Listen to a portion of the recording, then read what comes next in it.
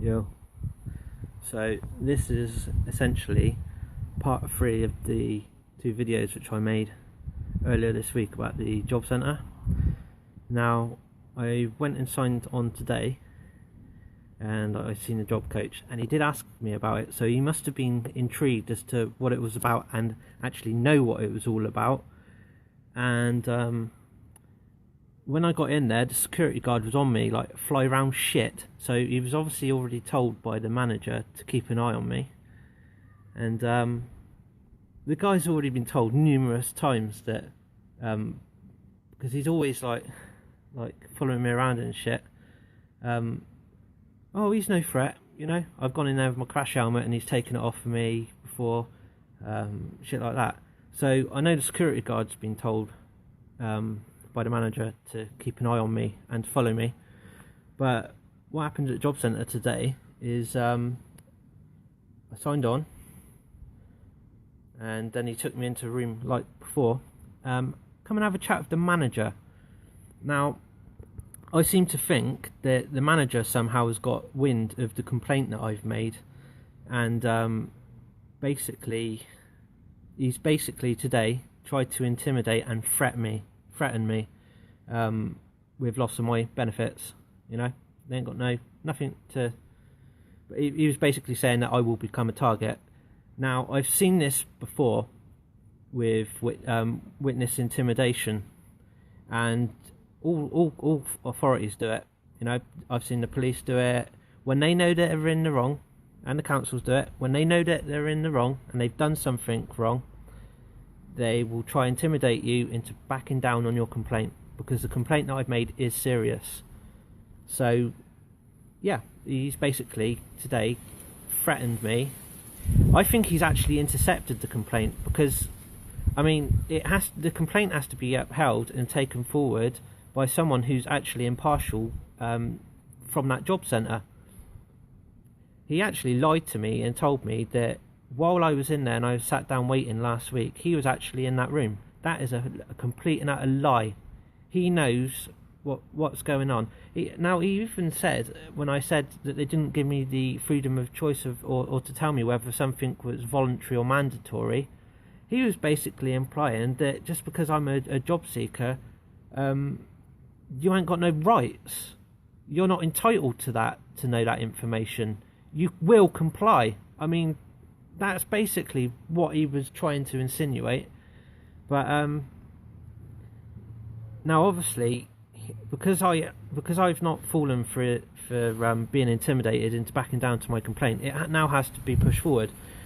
But I am going to get in contact with the Ombudsman today to find out whether he should have even done that, because I'm pretty sure that part of the complaints process is that I would be sent a letter first, or even to say that I would have a meeting with the manager, which would then give me the time to have a witness with me. So I've got someone present there. Now, I did actually bring that up with him, and he said, well, there's witnesses all around you. And I'm like thinking to myself, hang on a minute, are these people really going to stand up for me when essentially you're the manager and their job will be on the line if they speak out against you? I mean, what sort of fucking clown is he? So I'm actually going to take this to the MP now. I'm going to take it to the MP, and I am going to try get legal representation on this, because I mean, I've seen it so many times, the way that they know that they're in the wrong and they will intimidate you into backing down from your complaint. I mean, to blatantly stand there and in not so many words say to me that I'm now going to be like targeted and they're going to put particular attention on me, you know, I am being targeted. There's no two ways about it. Now, I didn't just make the complaint about my rights being violated, I made it about other people's. He was trying to make out that he was in the room that day and that he was hearing their procedure and how they were doing things, and that they weren't misleading people because they were offering full disclosure to begin with. I didn't hear once them say who they were or what they were about first. as they're meant to, and would give the person the freedom of choice whether they wanted to give up their information or not.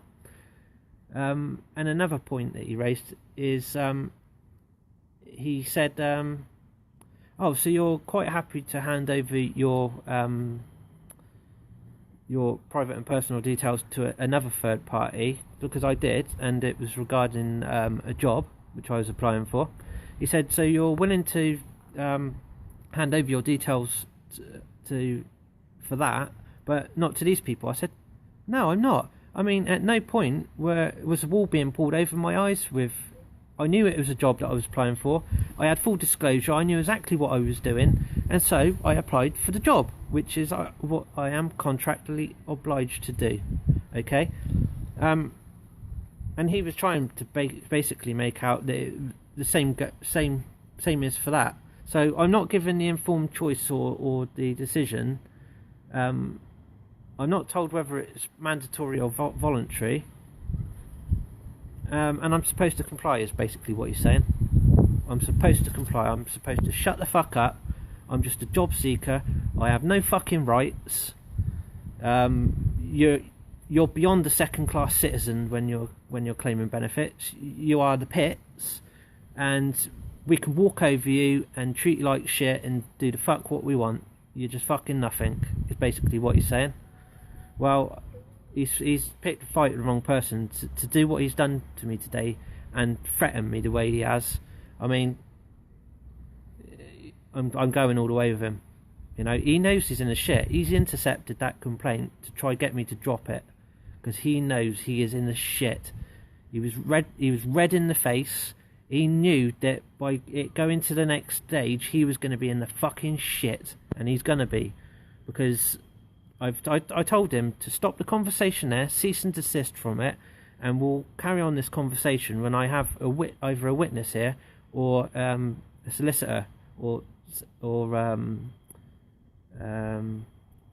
remember what they call it now, appropriate adult, whatever, you know, just someone that's there to witness what he's saying.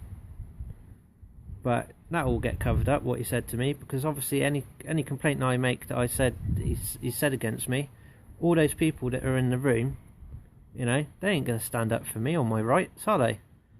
Not when he's their manager, and, you know, if they dared to stand up to him, they'd lose their job.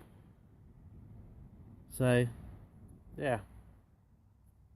So I'll leave that there for now. I'm actually going to get in contact with the government ombudsman in a minute to find out actually if he should have actually had anything to do with speaking to me. I don't think he should have. I'm sure it has to be someone who's impartial to that job centre to speak to me about making a complaint. So yeah, shit's going to hit the fan.